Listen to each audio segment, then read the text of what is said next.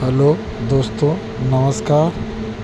चलिए जानते हैं कैसे हम लोगों को जाति और वर्ण व्यवस्था में बांटा गया है।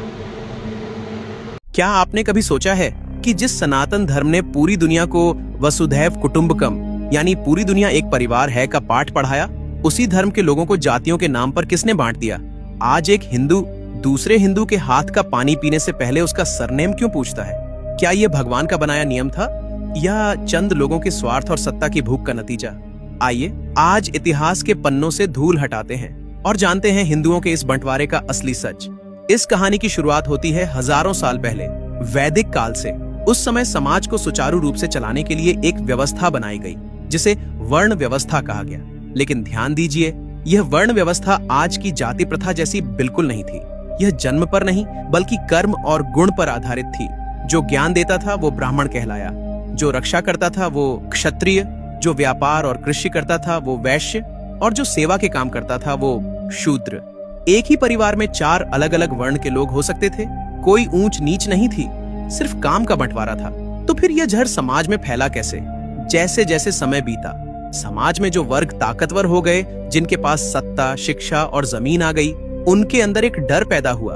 अपनी इसी ताकत और सुख सुविधाओं को हमेशा के लिए अपने ही परिवार के पास रखने के लिए नियमों को बदल दिया गया। अब योग्यता की जगह जन्म ने ले ली। यह तय कर दिया गया कि राजा का बेटा ही राजा बनेगा और सफाई करने वाले का बेटा सिर्फ सफाई करेगा। अपने ही भाइयों को अछूत बना दिया गया ताकि संसाधनों पर कुछ खास लोगों का कब्जा बना रहे। भेदभाव की यह बीमारी समाज में आ चुकी थी, लेकिन इसे एक पक्का सिस्टम बनाने का काम किया अंग्रेजों ने। अंग्रेजों की नीति बहुत साफ थी, डिवाइड एंड रूल, फूट डालो और राज करो। उन्हें डर था कि अगर सारे हिंदू एक हो गए तो ब्रिटिश हुकूमत ताश के पत्तों की तरह ढह जाएगी। साल 1901 ब्रिटिश अधिकारी हर्बर्ट रिस्ले ने भारत में जनगणना करवाई। उसने पहली बार जातियों को सरकारी कागजों पर दर्ज किया और उन्हें ऊंच नीच की एक लिस्ट में बांट दिया।